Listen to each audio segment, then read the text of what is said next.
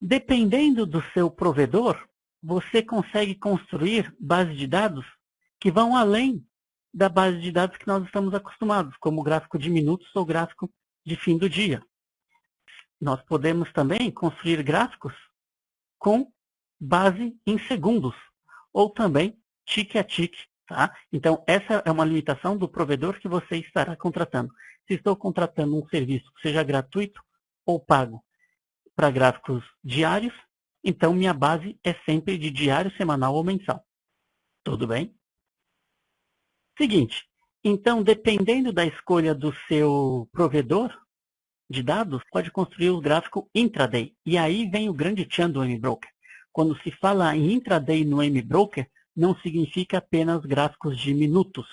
Você pode construir gráficos de minutos, como nós estamos acostumados em todos os softwares brasileiros, mas podemos fazer o que é muito comum no exterior, gráficos de tick. Tick é negócio. Cada negócio que sai, cada cotação quando sai, um negócio é uma cotação, isso é chamado de tick. Tá? Dá para construir também gráficos no formato range. Ou mesmo construir gráficos no formato que? Quantidade de papel negociado. Você consegue fazer isso. E para você fazer essa configuração no MBroker, basta entrar em preferências. Basta aqui em preferências, tá? Tem lá a aba intraday e você escolhe, além do padrãozão do MBroker, que já tem para gráfico de 15 minutos, de 60 minutos, você poderia falar, não, eu posso querer também ter alguns tempos customizados, como por exemplo, de 2 minutos, de 3 minutos, de 30 minutos, de 2 horas, de 4 horas. E se eu for usar tickets de 100 tickets, eu posso fazer de faixas de oscilação, que são os chamados range, os range bars, já nós iremos discutir, ou mesmo quantidade de papéis já negociados, a quantidade de volume, crie um candlestick. Ele permite fazer isso, basta você escolher em preferências intraday. Então, um tick é um negócio, tudo bem? Cada negócio que é registrado, que acontece no mercado, não é oferta de compra nem oferta de venda. É o negócio efetivamente que aconteceu. Isso é chamado de tick. E então, é muito comum lá fora você construir gráficos que são atemporais. Ou seja, é uma quebra de paradigmas. Porque aqui no Brasil a gente fala, no gráfico de 5 minutos, o gráfico de 15 minutos. Mas quem garante que o papel tem liquidez para um gráfico de 15 minutos, para um gráfico de 5 minutos, para um gráfico de 60 minutos? Ok? Então, existem muitos traders lá fora que falam o seguinte, não, eu não vou pensar em tempo, porque senão eu estou limitado. Eu poderia falar o seguinte, a cada 145 ticks, então, a cada 145 negócios, MBroker, faça um candle. Tudo bem? Tem gente que usa, inclusive, os números do Fibo. Tem gente que usa a cada 89 ticks, tem gente que usa 233 ticks. Entendem isso? Como você trabalha com gráfico de, por exemplo, de 5 minutos, mesmo que o papel não esteja fazendo praticamente nada, o que acontece? A cada 5 minutos, vai desenhar um candlestick, que às vezes não vai ter representatividade nenhuma, porque não tem liquidez. Vai encher de dojis, vai ficar formando alguns martelos, e às vezes começa a te dar até muitas referências falsas, né? Até às vezes estraga o teu indicador, porque o indicador não vai sendo calculado, e como vão formando muitas barras, mesmo que o mercado não esteja fazendo nada, ele vai ser recalculado e pode te dar sinais falsos. Eu quero que só uma nova barra seja formada, um novo candle, quando uma quantidade de negócios já tiver acontecido.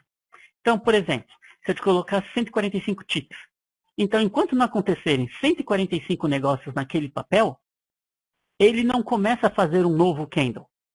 Vai ficar oscilando aquele candle enquanto ainda não tiver ultrapassado 145 negócios. Pode ficar, de repente, oscilando meia hora, 45 minutos, dentro de um mesmo candle, entendeu? Cada candle não tem mais relação com o tempo. Vai ter candle que durou 15 minutos, vai ter candle que vai ter durado 60 minutos. Vai depender da fase do mercado. Mas, por exemplo, ao invés de tick, principalmente porque a maior parte dos papéis não tem grande liquidez, você poderia utilizar range bars. E, curiosamente, o Range Bar foi criado por um brasileiro na década de 90, tá?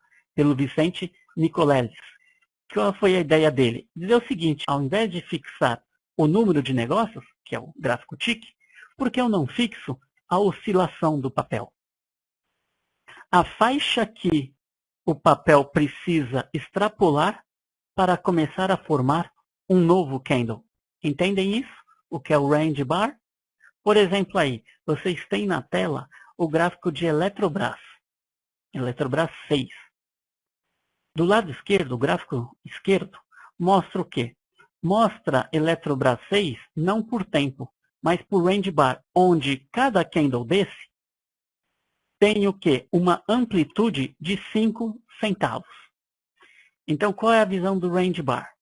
Por exemplo, digamos que abriu o mercado. O papel abriu a R$ 9,20. Ele vai ficar nesse candle enquanto oscilar 5 centavos, enquanto a faixa de oscilação desse candle for 5 centavos. Por exemplo, se abriu a 9,20, a mínima foi 9,20, ele faz até 9,25, vai continuar no mesmo candle. Porém, se o preço vai fazer, de repente, cota, sai um negócio a 9,26, é aí que ele pula e começa a formar um novo candle, quando ele escapa da faixa que você pré-determinou. Isso é chamado Range Bar. E aí você monta Range Bars para um determinado ativo, porque depende do grau de oscilação. Ou para ativos que oscilam dentro de uma mesma faixa. Mas, por exemplo, um papel que oscila, que trabalha na casa de R$1, um Range Bar de 5 centavos é algo assim monstruoso. Já representaria 5% de oscilação nesse papel. Então, não faz muito sentido. Tudo bem? Qual a grande vantagem de trabalhar com Range Bar? Ele consegue diluir as acumulações. Para mostrar isso, até peguei a mesma Eletrobras que eu tinha desenhado com o Range Bars. Então está aqui, 5 Range Bars. Tracei aqui no gráfico de 15 minutos, para vocês observarem que a acumulação que durou praticamente todo o pregão do dia 12, com muitos candles, não é? Com muitos candles, quando você olha no gráfico do Range Bars, você só possuía 1, 2, 3, 4, 5, 6 candles na acumulação. Tudo bem? Um papel de R$10? Ok, dá para colocar 5 centavos. Mostrar aqui no N-Broker. Vejam, esse gráfico de Eletrobras, pegar outro papel, vai, vale 5. Aqui, vale 5. Vale 5, está no gráfico horário. O que eu poderia fazer? Eu poderia mudar para range. Por exemplo, aquilo que eu falei, se eu colocar um range de 5 centavos, olha o que acontece no pregão de hoje. Eu vou ter muitos candles. Por quê? Porque Vale do Rio Doce, que é cotada na casa de R$30, facilmente ela oscila 5 centavos. Então, quando eu começo a checar, o que eu vejo? Eu vejo que teve um candle que foi às 10h04, depois 6 minutos já teve outro, depois 2 minutos depois já tinha oscilado 5 centavos de novo, aí depois 4 minutos, depois 2 minutos de novo e tudo mais. Então, seria mais interessante eu trabalhar com um range um pouquinho maior, por exemplo, 10 centavos. Olha como comprimiu, olha como começou a filtrar as acumulações. Cada candle aí tem o quê? 10 centavos de oscilação. Podemos observar aqui, olha. Máxima 30,74, mínima 30,64. Ou outra. Máxima 31,11, mínima 31,01. Para ele mudar, para ele sair e começar a montar um outro candlestick, uma outra barra, o que tem que fazer? Ou o preço teria que chegar a bater 31,12, ou começar a ser negociado a 31 reais, 31,00. Se ele começa a ser negociado a 31 reais, o que acaba acontecendo? Ele pula e começa a trabalhar num outro candle. A vantagem mesmo é isso, é diluir as acumulações. Olha. CEMIG, que é um papel que ama acumulação. Quando coloca agora aí o gráfico de CEMIG com 10 de Range Bar, não vejo acumulações.